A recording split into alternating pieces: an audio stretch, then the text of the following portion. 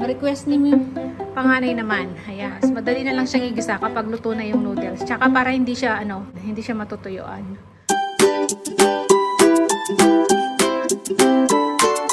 Hello kabayan! Always think positive! Gandang araw po.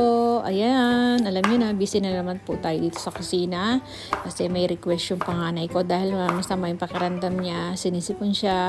So, ayan, gusto niya ng sabaw daw, ng soup. So, sabi ko kung gusto niya ng sopas, oo daw, ayan. Kaya sabi ko, sige, pagluto kita ng sopas. So, yan ang request niya ngayong araw na yan. So, meron naman tayong mga sangkap. May carrots tayo, meron tayong cabbage. So, yung mga libreng gulay po yan. O, diba, napapakinabangan natin yung mga patapon na gulay. Ayan, na iluluto natin.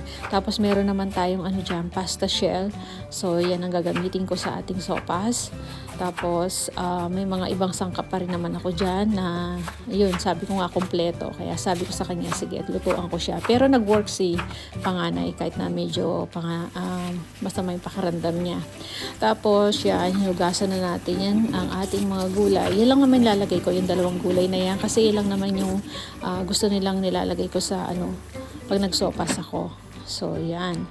Tapos, nagpakulo na pala ako ng tubig. So, ilalagay na natin yung ating pasta shell na yan. So, mga 400 grams lang siguro yung nilagay ko dyan. Hindi ko inubos yan kasi kalahating kilo yan eh. Pero hindi ko lahat nilagay. So, yan. Una ko niluluto yung pasta shell kasi nga para madaling lutuin yung ating sopas. Tsaka alam nyo ba, hindi nadudurog yung ating shell kapag niluto natin yung sopas. At hindi matutuyuan ng sabaw. Tapos ito nga, meron tayong chicken breast dyan. Yung isa, yung hindi pa luto, yan. Sinama ko dyan, niluto ko. Tapos yung isa, sinama ko siya. Tira-tira yan ng yung binili naming roast chicken. Ayan. So, ipangsasahog na rin natin sa sopas natin para hindi sayang. Kasi nilagay ko lang sa fridge yun eh. Freezer ko lang. Tapos, syempre, maglalagay din tayo ng hotdog. Ayan yung binili nating hotdog sa sa Coles.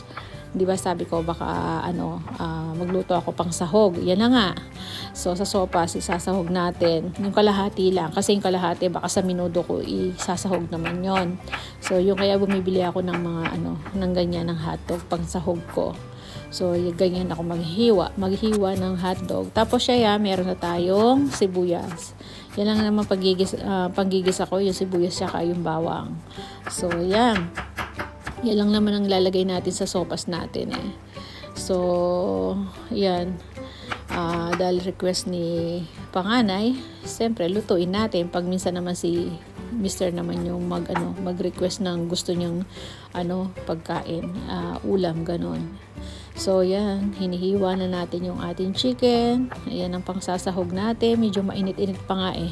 Tapos, ito yung madali na lang hiwain. Malambot siya. Yung roast chicken natin na leftover. Tapos, ayan. Luto na rin yung ating pasta shell. So, magigisa na tayo. Naglagay ako ng konting mantika kasi maglalagay ako ng butter. Yung gamit ko pala yung star margarine. So, sinimot ko na lang kasi yan na lang natitira. So, ilalagay natin. Yan ang panggigisa natin. So, unahin ko lulutuin pala dyan yung ating hiniwang hotdog. So, tapos i-separate natin. Yan na nga. So, hindi ko naman masyadong paka-prito yung hotdog yan. Lang ba sa mantika. Ayan. So, separate na natin. Mamaya natin ilalagay yan. Pagluto na yung ating sopas.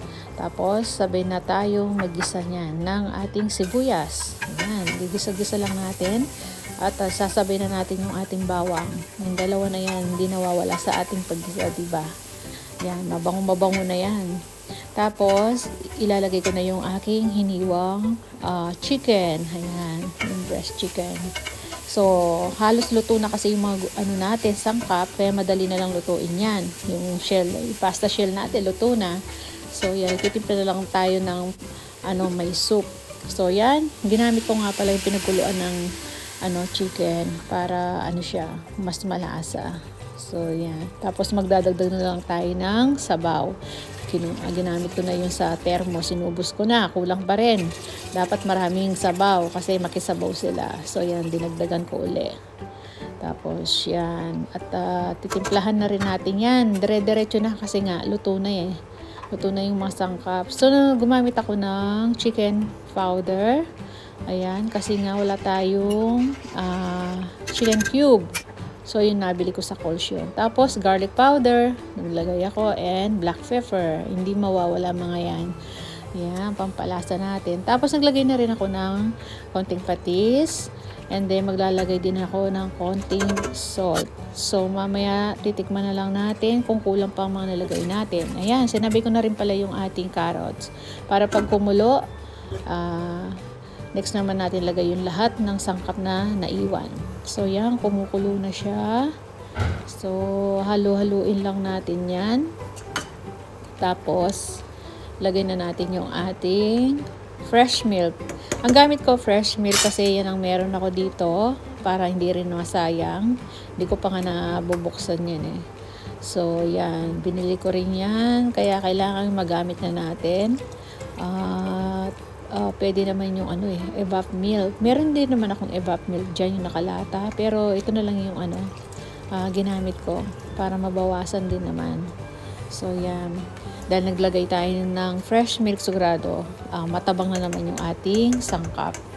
So, yun. Tinikman ko. Yung tinikman ko, yan. Sabi ko nga, medyo matabang pa siya. So, nilagyan natin ng konting salt uli. Ayan, kaya kayo na lang ang bahala sa pagsangkap. Titikman-tikman nyo na lang. So, madali na yan kasi luto na. Pakukuluan na lang natin. Lalagyan na natin yung mga gulay. Yan, yung ating cabbage. Tapos, sasabihin na rin natin yung pasta shell natin. Di ba, luto na rin yun. Tapos, pakukuluan na lang natin. Kasama na rin yung ating hotdog dyan. Ayan, lagay na natin yung cabbage. Sunod na yung ating pasta shell. O, diba? Hindi na madudurog yan, ma-overcook kasi nga luto na siya. Tsaka yung sabaw natin, hindi mauubusan. Kasi yung iba, diba, parang sinisip-sip nung noodles. So, yan, dahil luto na kaagad yung ating noodles. Tapos yan, yung hotdog. O, diba? So, pakukuluan na lang natin yan. At titikman kung okay na yung mga nilagay natin sangkap na lasa. So, yan. Alam ko, titikman ko pa dyan. Nilagyan ko pa ng garlic powder, pampalasa uli, tsaka yung black pepper. Ayan.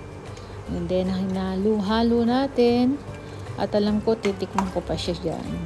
Para malaman natin kung okay na yung mga pampalasang nilagay natin. So, yan na nga. Yan ang last na tikim natin. Kung okay na yung lasa. So, yun, para sa akin, medyo matabang pa. Kaya naglagay pa ako ng konting salt. O, diba? Kaya nasa inyo na yung pampalasa talaga. Ayan na. So, yan, luto na to. Pinakulo na lang natin. Patayin na natin para hindi ma-overcook. So, yan, sakto. Tumawag si panganay. Pauwi na raw siya. Sabi ko, luto na yung kanyang sopas. O, diba? Niisip niya daw yung pa-partner niya. So, yan. Ang request ni panganay naman. Ayan.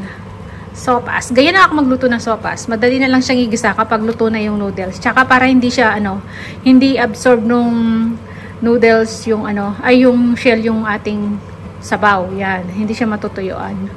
So, yan, diba? So, yan. Luto na.